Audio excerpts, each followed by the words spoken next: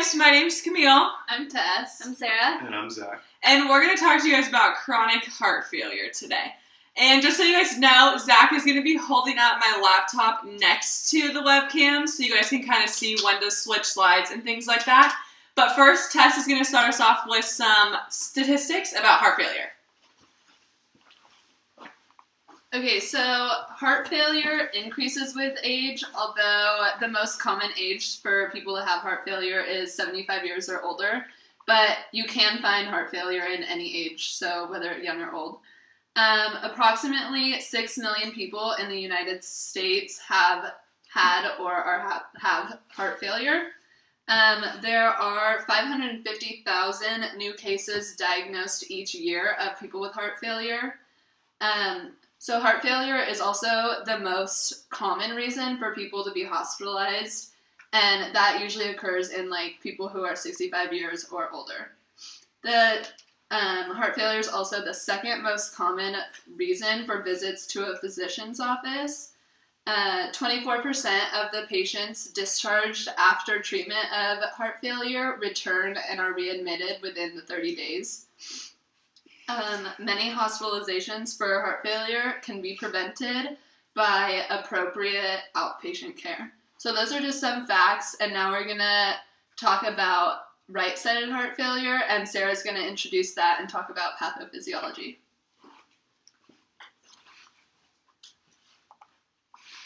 Okay, so right-sided heart failure, it basically just affects the systemic circulation in the body. And we're going to go on to the pathophysiology. Okay, so there are two parts, or two phases, to chronic heart failure and the pathophysiology that's involved with that. There's systolic, which comes first, and that's the most common and the kind of less severe. And then diastolic is what happens more progressively as chronic heart failure goes on, and it is a lot less common because it's a further stage of it. So the first thing that happens in the pathophysiology is that there's some kind of heart dysfunction or heart injury that causes the whole cycle to begin. So examples of heart dysfunction are ischemic heart disease, which is coronary artery disease. It's a lowered blood supply to the heart, so that's one of the examples of heart dysfunction. Another one is hyperthyroidism. Because of the production of thyroxine is altered, also TSH is altered, and those influence your heart rate, and so there's altered heart muscle function with hyperthyroidism as well. Myocardial infarction can be one of the reasons that this may start. Valvular disease, alcohol or drug abuse, and hypertension. So because of the heart dysfunction caused by the above different diseases that I just talked about, now there's a lowered stroke volume and there's also a lowered cardiac output, which means that your heart rate's going to go up because it's going to try to compensate. So now there's lowered kidney perfusion because there's not as much blood coming out of the heart, therefore there's not as much blood reaching the kidneys, which is a really important system for your body. There's lowered stroke volume and cardiac output, so they're not getting enough blood and they get upset. So they release an enzyme called renin, which triggers the split of the protein called angiotensin. So when that split happens, angiotensin 1 occurs and comes out of that, and ACE, which is angiotensin converting enzyme, converts angiotensin 1 to angiotensin 2. And it is a vasoconstrictor because it releases adrenaline. It also releases aldosterone and AVP. AVP is also called vasopressin, which is a water-retaining substance, and it influences the kidney's filtration process. So the kidneys cause more water to be retained and more sodium to be retained. So since there's all this fluid accumulating everywhere, the body goes into fluid volume overload, and there's an attempt to fix this whole cycle of all this fluid happening and stuff like that with ANP, which is atrial natriuretic peptide, and B-type natriuretic peptide. And those both try to compensate by providing vasodilation and diuresis to try to get rid of all this fluid that's in the body. And the vasodilation happens because the body wants to make more room in the vessels for all this fluid to be transferred around the body, but it just doesn't work out. And as CHF goes on, the cardiac workload is increased a lot because of all this fluid that the heart is trying to pump around. The contractility goes way down because the ventricles are dilated, and because they're dilated, they can't produce enough contractility. They're not as flexible. Like we were talking about the other day with lungs, how the more that they're flexible, the more that air they can take in and the more air they can give out. And so this is kind of the same here with blood and the heart. The more stiff the heart muscle is, the less blood it can pump. So the body tries to compensate with this by making the heart cells like a lot bigger that are in the ventricle, and trying to like get it all ready to pump because of all this fluid everywhere. But what ends up happening is these large cells, the body doesn't want large cells. I mean, it wants normal cells. So what happens is apoptosis occurs, which is like programmed cell suicide, and they go through and like progressively kill the cells. So the cardiac cells are actually dying now, and the last stage here is the diastolic stage, where the cells are dying, and so we're getting this really stiff heart. It resists filling, and the cardiac output is going down and down, and this cycle just keeps continuing around and around. So that's the pathophysiology. And now Tess is going to talk about clinical manifestations. So here's your caps. All right, so first off, heart failure can occur in right-sided or left-sided. So I'm going to start off talking about just the right-sided clinical manifestations that you'll find in heart failure. So just like a little background, in right-sided heart failure, the right ventricle fails, and it causes congestion in the peripheral tissues and the viscera. And this all occurs because of the right-sided part of the heart that is enabled to eject blood effectively. So the heart, because of that, the heart can't accommodate all the blood that normally returns to the heart through venous circulation, which is all the oxygenated blood coming back to the heart. So this increased pressure leads to jugular vein distension. So that's something you have to look out for in your patient, and that gives you a big hint on whether it's the right-sided heart failure or left-sided. There's also an increased capillary hydrostatic pressure, which contributes to that jugular vein distension. So some signs and symptoms that you're going to find are edema, which are, it's usually found in your lower extremities, and then you can see that the patient is feeling nauseous, or they have fluid buildup in the abdomen, which is called ascites, and then because of that, they'll have weight gain.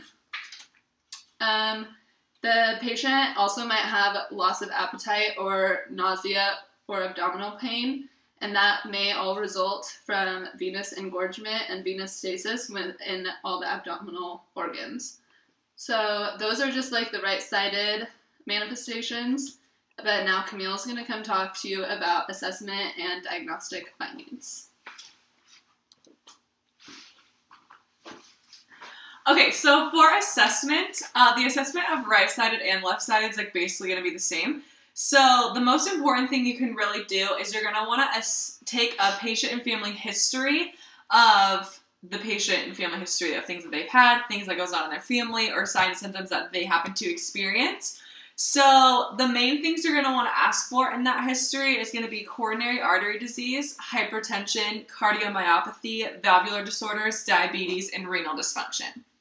The first test you're going to do for assessment is going to be called the ejection fraction test, and that test is going to be done with an echocardiogram.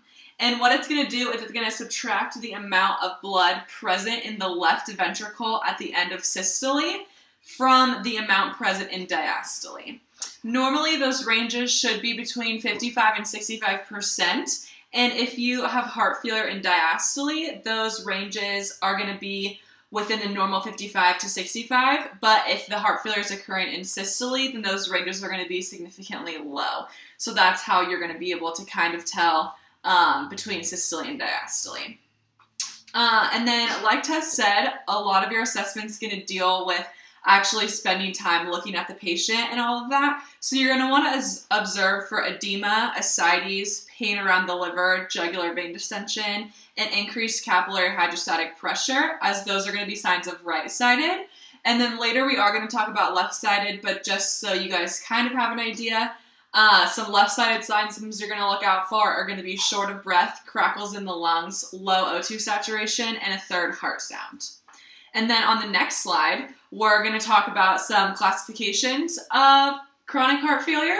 So every hospital, organization, state, they all have their own classifications for heart failure. So there's not just one standard classification that everybody goes by. So for example, the New York Heart Association is going to classify with Roman numerals 1 through 4, with 1 being the least severe and 4 being the most severe.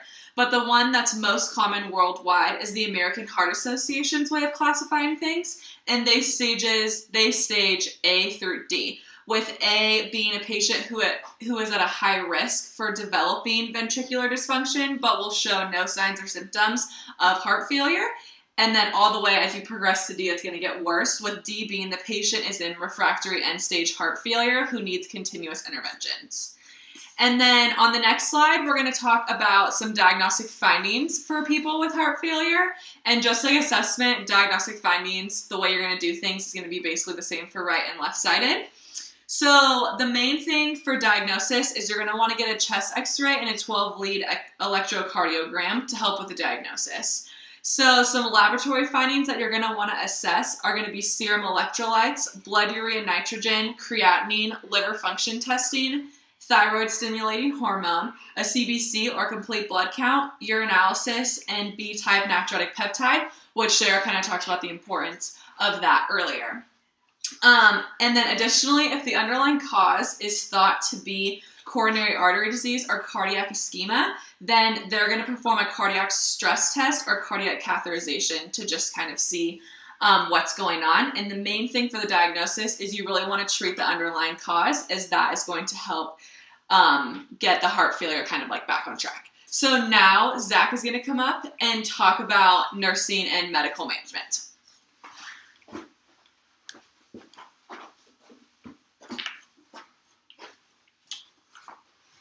So I'm talking about nursing and medical management. So first I'm going to talk about some nursing managements. And one of the most important interventions that a nurse can do is to urge the patient to stop smoking and stop the consumption of alcohol.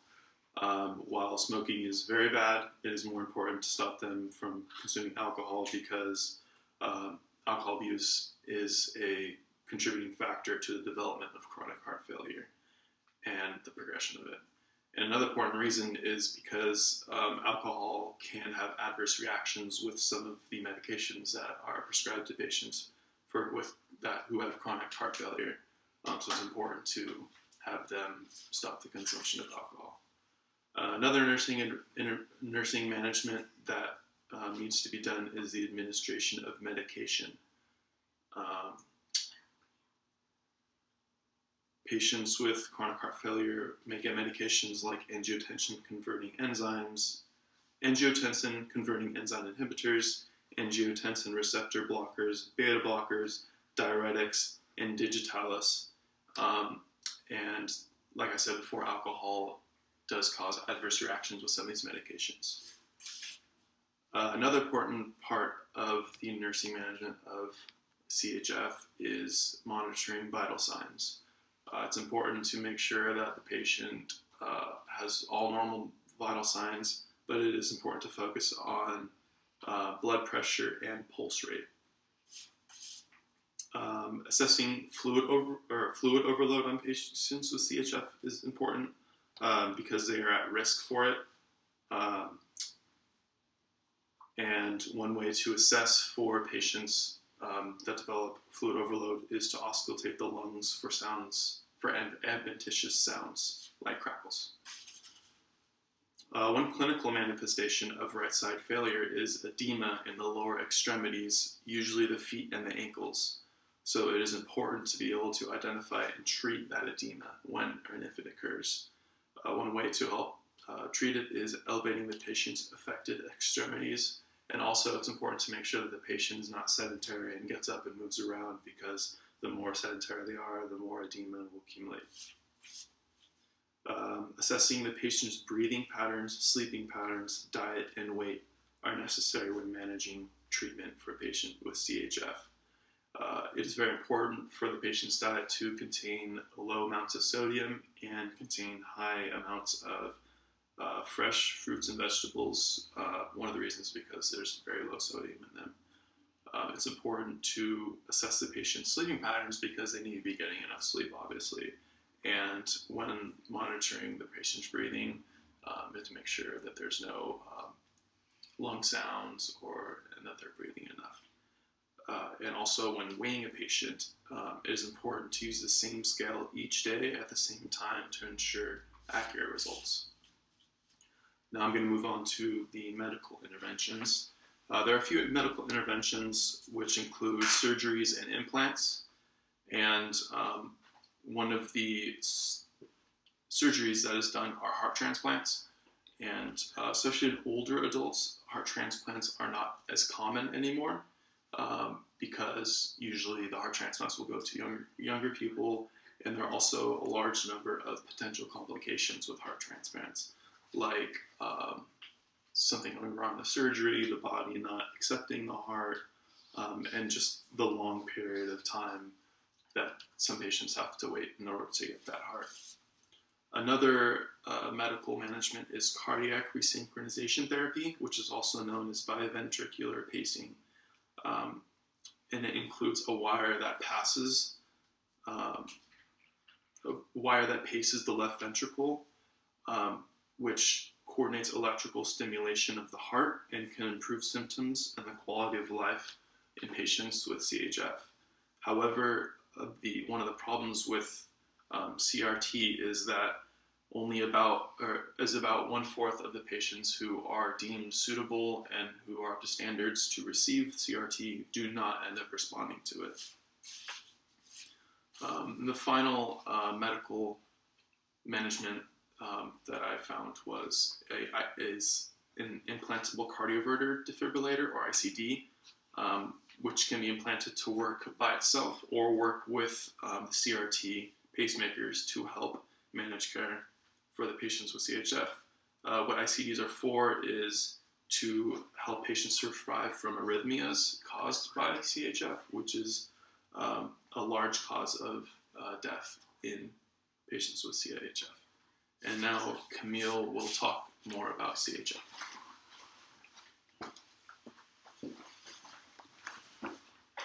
Okay, so just to kind of touch on something that I found for some research that I was doing on CHF, is that there was a medication called furosemide, which that used to be used to treat left-sided heart failure, and they actually ended up finding that it actually did more harm than good. So I'm just going to kind of explain why. So left-sided heart failure can result in acute pulmonary edema, or ACE, and that was treated with this medication called furosemide, which is a loop diuretic. And then a recent discovery showed that left-sided heart failure is not related to fluid overload, but rather a fluid distribution problem. So that is why they were giving the loop diuretic, was because they thought there was so much fluid they needed a diuretic to get all the fluid out. But then that ended up causing more dehydration in the patient because they didn't have an excess amount of fluid.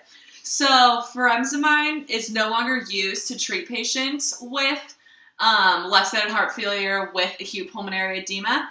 They even took it off of ambulances and all those types of things just because it had so much research that showed that it was not beneficial to the patient. So just so you guys know, not all medications that we think work all the time don't. So I just wanted to share that little bit of a tidbit that I found. And now Sarah's going to come up and share something that she found as well.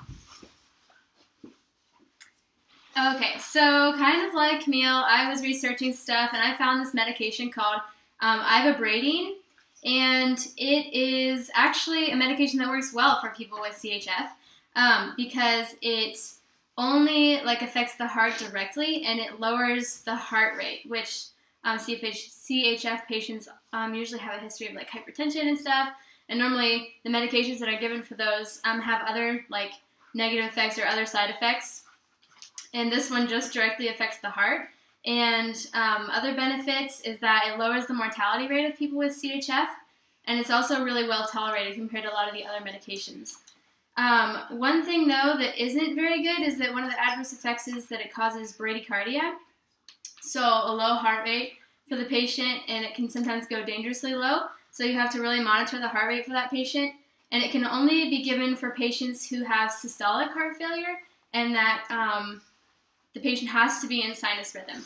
So the study that I found this on, it's a randomized, double-blind, placebo-controlled, multinational study, and it shows that ivermectin works really well for patients with CHF. So.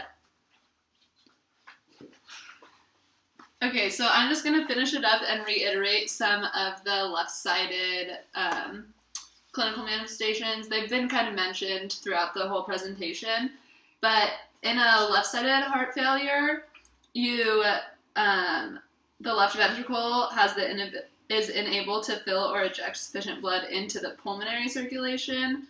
So the signs and symptoms that you're going to find result in dyspnea, which will occur, which is shortness of breath, and that'll occur when you're just at rest or minimal activity. Then orthopnea can occur, which is when you have trouble breathing when you're laying down. So the patient may have to use pillows to prop themselves up, or they may even have to sit in a chair. Coughing, pulmonary crackles due to all the congestion. Left-sided heart failure also creates poor tissue perfusion, resulting in muscle wasting, unexplained weight loss, pallor, dizziness, altered mental status, and decreased exercise tolerance. As Sarah had mentioned, the kidneys, because of the loss of the low perfusion, the kidneys didn't get as much oxygen to them. So this causes the urine output to drop, causing oliguria. And then as the heart failure progresses, decreased gastrointestinal perfusion causes, once again, altered state of mind and leads to decreased brain perfusion, so then you get dizzy and lightheaded. And so those are just some of the clinical manifestations. And then here's our reference slide, and then that's about it for just chronic heart failure. Thanks, guys. Great. Did it stop?